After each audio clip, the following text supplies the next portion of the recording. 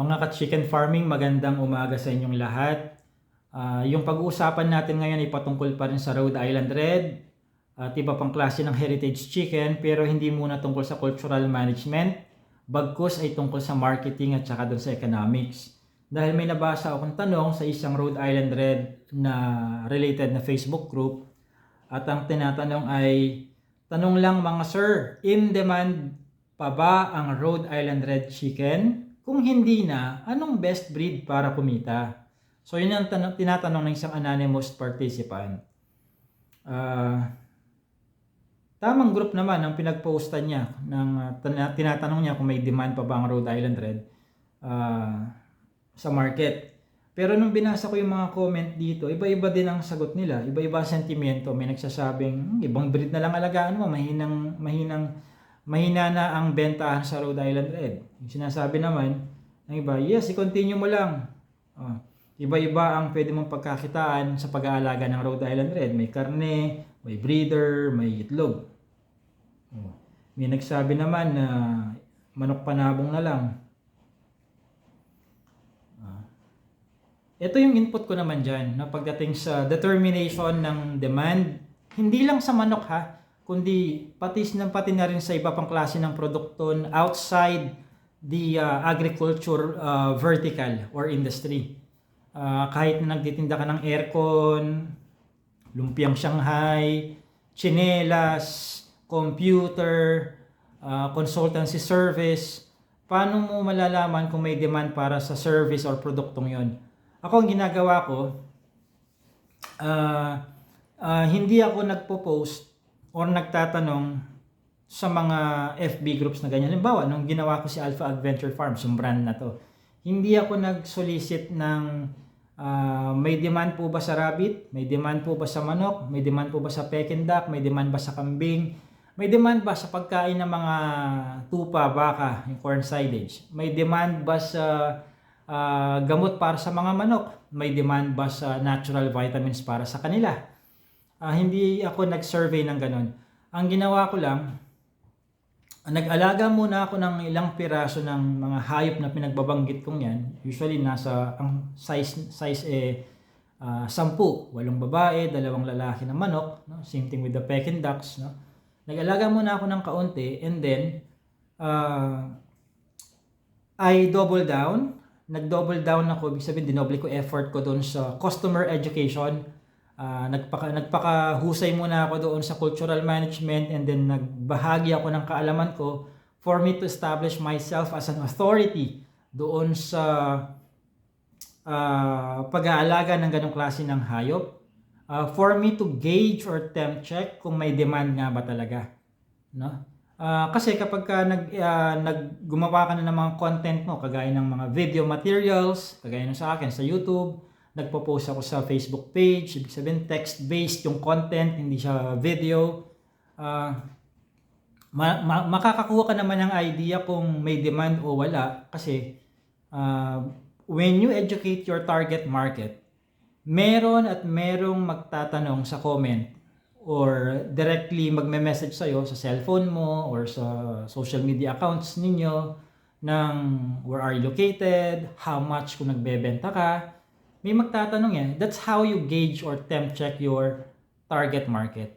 Now, hindi ka muna mag-all in. Halimbawa, you've never had any experience raising chickens. Dahil ba can afford ka lang, mag-umpisa ka agad sa 500, 1,000 manok, no? Na wala ka pang kaalam-alam sa cultural management tsaka sa market. Risky yon. Kahit pa sabihin na natin relatively small para sa iyo yung 1,000 heads, no? Kahit mamatay lahat yan, hindi magbabago lifestyle mo. Kahit sabihin na natin nandun ka sa financial status na ganun, still that's hindi worth it yung risk na ina-apply mo na ganun. So always start small. Sa size ng flock o herd na manageable. Hindi lang para sa iyo, hindi lang sa capacity ng pera mo, kundi pati na rin doon sa mga taong i-involve mo. Kasi sa agriculture, meron kang ibang taong i-involve dito. Hindi po pwedeng ikaw lang, kasi Paano kung sabihin natin, yes, kaya ko naman bumili ng 1,000 Rhode Island Red. No? Kahit presyo pa ni Alpha Adventure Farms ang presyo niyan, kaya ko yan. No? Yung problema, yung mga mag-aalaga mo kaya sa 1,000 yun, kaya nilang alagaan. May sapat na kaalaman at experience na ba sila? Kung kagaya mo lang silang nag-uumpisa pa lang, na pagtatanim ng palay yung experience nila at hindi pag-aalaga ng manok, pare-pares lang kayong magta-trial and error pagka ganun. So, kahit na kaya mong bumili ng ganung karaming manok, kung yung mag-aalaga mo wala pang karanasan at kaalaman sa pag-aalaga ng ganung karaming manok, yun ang problema. No? Baka it will just go down the drain lahat ng pinuhunan mo. So, konti muna ang alagaan as you temp check or gauge the market. Mayroon namang magko-comment, magtatanong sa'yo kung sa mga interesado. At yun ang ginawa ko bago ako nagparami ng mga alaga. Tig sa 10 piraso muna lahat yan ng mga alagang hayop ko. No? Bago ako nagparami,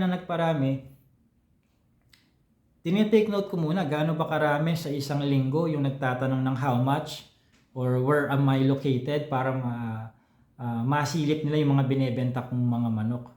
Tinitake note ko yan, nung naramdaman ko na marami-rami na, no? Sa isang linggo, nakaka-5, 8 inquiries ako kung magkano ba at kung nagbebenta ba ako.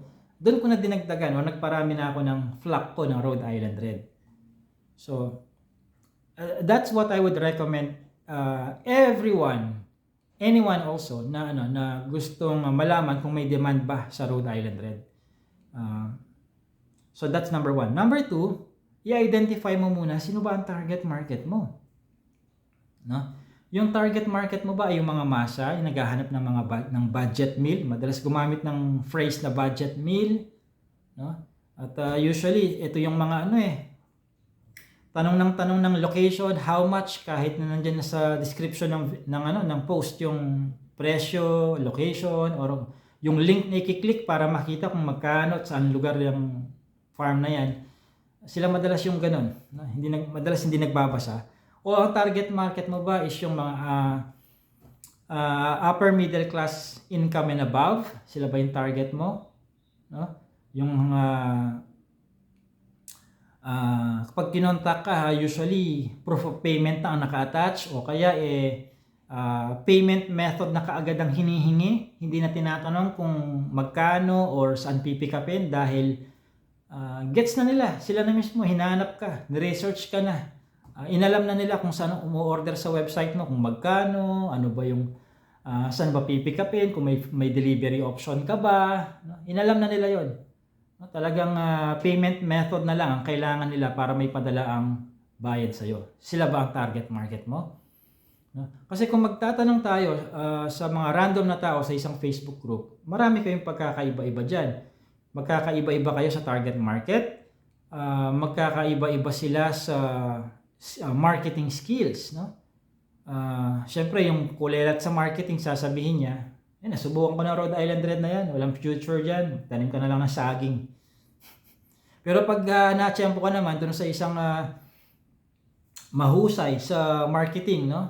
Ultimo mga Eskimo kayang bentahan ng air conditioning unit, sasabihin niya, mag-alaga ka ng Rhode Island Red. Damihan mo kaagad. Minimum 300 yung breeders mo. Mabenta yan. Magaling kasi siya sa marketing. So, ang problema dyan, hindi mo naman antimano mababasa or malalaman na, ang sagot niya ganun kasi ganun to siya. Yung sagot niya ganun kasi ganito naman siya. Hindi mo kaagad hindi agad lalabas yun. Doon sa comment lang nila na madalas one-liner lang. So, ang best advice ko when temp checking the market is magsimula ka on your own, start small, dun sa manageable na headcount, yung hanggat maaari, yung ikaw lang muna, kaya mong mag-manage, yung hindi ka pa kailangan mag-hire ng tao. And then, you double down on customer education. Kasi, mas effective sa akin yun, yung, alam niyo yan, yung hindi yung ako ang naghahanap ng bibili, kundi ako yung hinahanap ng buyer. Na kung saan yung buyer, ang hinahanap niya ay yung seller na maalam doon sa ginagawa niya regardless kung magkano pa yung presyo niya sa mga products niya, no? So yun ang gawin ninyo, at least win-win ang ganun no? Tumatalino ka, nag-aaral ka, and then dino-document mo, gino-journal mo yung natututunan mo through video recording, or yung nagtatype ka ng mga long post na educational or informative na post sa social media. Kung saan ka komportable, kung hindi ka komportable nakaharap sa camera, gawa ka ng mga essay, educational na essay. Kung kaya mong gawing entertaining while educating, good. Kung komportable ka sa video, mag-video mag-produce ka ng mga video, informative videos kagaya ng ginagawa ko kay Alpha Adventure Farms. So natututo ka doon, at nagsisilbing materialis pa ang mga ito for your marketing, for you to temp check. So kung halimbawa 3 to 6 months ginagawa mo ito, no? Araw-araw nagpo-post ka ng content mo, no? Not necessarily araw-araw na video. Kung kaya mo lang ng 1 video a week, gawin mo yon. And then the rest, everyday mag-post ka sa social media account, sa Facebook page, sa TikTok ng farm mo. And then let it run for 3 to 6 months. And then i-record mo. Sa 3 to 6 months na ginagawa mo yon, ilan ang nag-i-inquire sa'yo kung nagbebenta ka? Ilan ang nag-i-inquire sa'yo na taga saan ka para masilip nila kung anong pwede nilang bilhin sa farm mo? I-record mo lahat yon. No, huwag mo lang babasahin and then yun na yun. No? Dapat nire-record mo kung ilang instances nangyari yung may nag-i-inquire ng how much at where are you located sa mga content na pinapublish mo. Okay? So, ayun. Mas maganda yung ganong atake, no? At least ikaw mismo makakahanap ng sagot doon sa mga katanungan mo kung merong bang demand sa Rhode Island Red or any product or any livestock animal, no? Minsan kasi nasa lugar din, halimbawa gusto mong malaman kung may demand ba sa pag-aalaga ng sa feed, tawag dito, cattle fattening business, no? Kung karamihan sa mga sumagot sa iyo ay taga halimbawa Masbate, taga Batangas, no? Medyo may kataasan ng competition diyan, no? Pagdating sa pagbabaka, no? Kasi nandiyan concentrated yung pinanggagalingan ng mga baka kasi na supply, maaring kung may taga dyan na sumagot, sasabihin niya, mag-ibang alagang hayop ka na lang, no? Ang baka ko dito dumami, no? Kasi ang business model ko ay breeder, hindi namang cattle fattening, no? So kung hindi mo alam ang difference between the different business models ng pagbabaka, sa breeder or fattening or dairy, kung hindi mo alam yung differences doon, baka ma-discourage ka kaagad na sinabi lang kasi ng isa na hindi, magmanok ka na lang, wag na baka, mas mura pa. Relative pa rin sa competition sa area, no? Kaya independent research pa rin, yun pa rin ang bias ko, independent research.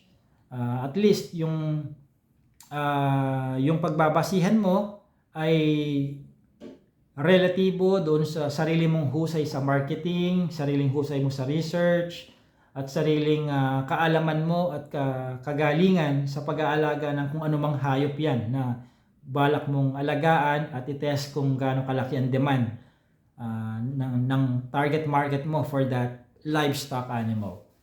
Ayan. Napag-uusapan natin yung economics na yan, yung iba't ibang mga business models na yan. Kung interesado kayo sa malaman yung economics ng Rhode Island Red, kung saan diniscuss ko yung iba't ibang business model at magkanong capital ang kailangan mo sa bawat business model ng Rhode Island Red, Barred Plymouth Rock, or Black Australorp, pwedeng-pwede sa inyo yung Module 3. Kasi sa Module 3 ng Chicken Farming Seminar ko, doon ko dinidiscuss yung magkanong capital ang kailangan mo kung ang business model na napili mo involving Rhode Island Red ay yung table egg production lang. Ilang pirasong nangingitlog na Rhode Island Red ang dapat na meron ka para kumita ka, no? Kasi kung 8 piraso lang ang nangingitlog mo tapos table egg production business model mo, I'm telling you, wala pang kita dyan sa 8 pirasong yan. Merong minimum na headcount para may labas mo puhunan mo at maging worth it yung profit margin na naiwan sa'yo. May iiwan sa'yo. Same thing doon sa business model na day-old chick ang business model na napili mo. 1 month old, 2 months, 3 months, 4 months hanggang 5 month old. No?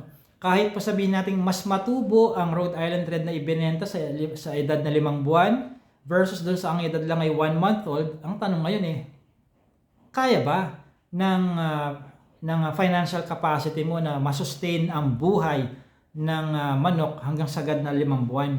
Kasi baka naman ang kaya ng budget mo hanggang 1 month old lang ang edad. Hanggang doon lang ang kaya mong sustentuhan ng pagkain at ang lahat ng mga gastos para umabot ng 1 month old ang edad ng Rhode Island Red. So, hindi tayo dapat lundag lang ng lundag doon sa business model na pinakamalaki ang profit margin. Tanongin din ang sarili kung pagkalaki-laki nga ng profit margin dyan, may pera ba ako para masustain yun? No? Para maabot ko yun.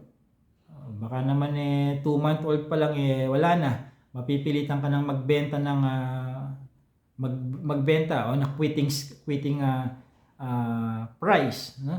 Wala, mapupurnada ang negosyo mo pagka ganun. So doon mo malalaman sa module 3, no? Doon ko diniscuss ano-anong business model, magkanong capital ang kailangan, at ano yung approximate profit margin na pwede mong asahan doon sa bawat business model na yun ng Rhode Island Red. Now, kung gusto mo namang matutunan yung marketing style ko, pwede ka mag-subscribe o register doon sa Module 2. Concentrated yon sa marketing. Doon ko tinuturo kung paano ako nagbi-video marketing, paano ako nag-social media marketing, paano yung affiliate marketing na ginagawa ko kay Alpha Adventure Farms, and yung website marketing, paano ko ginagawa ang mga yan single-handedly. No? Baka makapulot ka ng isa doon na pwede mong maging panimula at i-apply sa sarili mong marketing methodology sa iyong farming business. So, modules 2 and 3. Nandyan na sa description ng video yung link papunta doon sa aking chicken farming seminar.